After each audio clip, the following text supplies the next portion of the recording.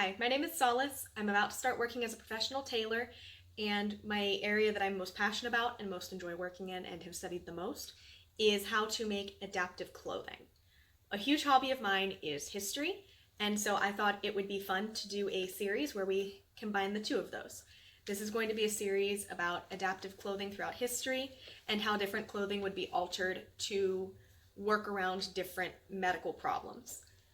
Right out the gate, I want to state that I'm not going to be using specific names of conditions in this series, just because resources on this are already pretty scant.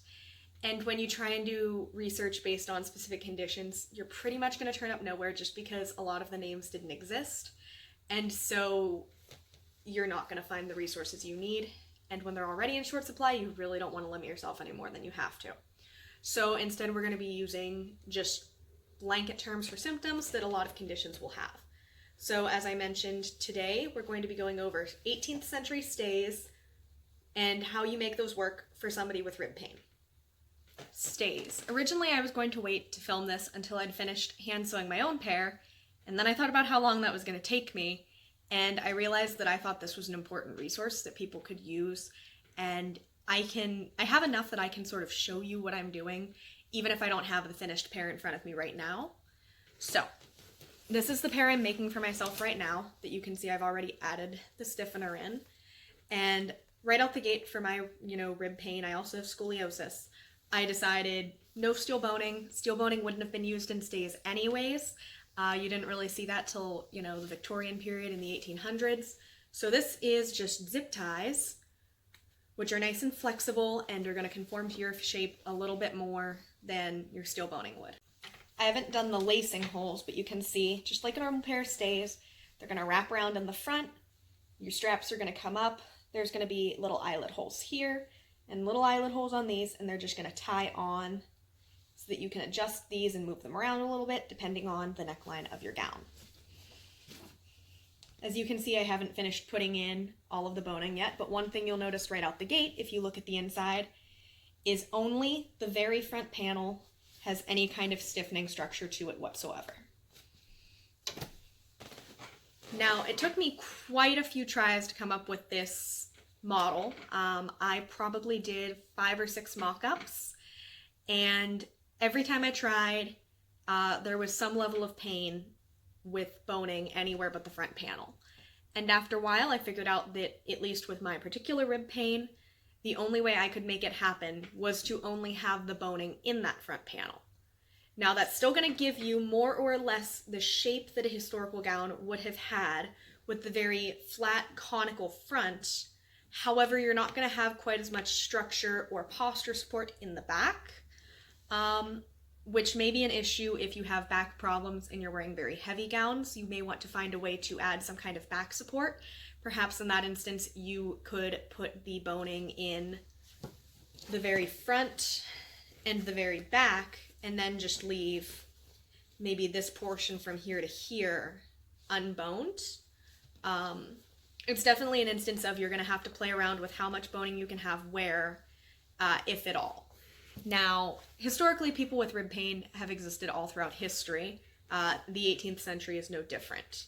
Historically, in the 18th century, women wore stays. You really couldn't get around without it. Nowadays, you may have rib pain and wearing a bra may hurt, but you're still going to do your best to find one that you can get through on a daily basis, because you really just can't live your whole life without a bra for most women. Obviously exceptions, obviously some people decide it's not worth it and don't do it, but on average, you're going to find a way. Now, you might find maybe an underwire bra, doesn't hurt you as much as a wired one, or one with, no push-up works better for you, but you're going to find a way to make it work. Stays are the same. They need to be fitting properly, and they may not be able to be boned quite the same way as everybody else's, but you're going to find a way to wear a pair. Now, historically, I have not seen any evidence of shops carrying models like that, and I'm not entirely sure how accurate what I did is.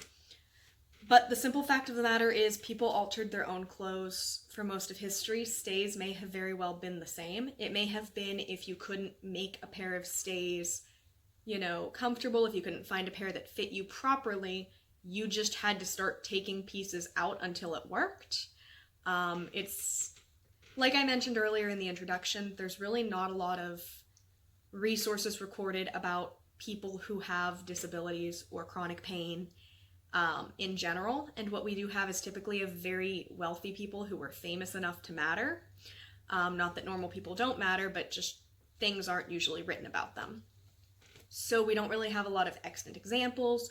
We don't really have a lot of notes, anything about adaptive clothing throughout history. So this is mostly conjecture, but if you want to recreate a costume, you're going to have to throw some conjecture in anyways. And if you've got any kind of disability or chronic pain, you're just going to have to fill in the gaps where you can to make it work for you.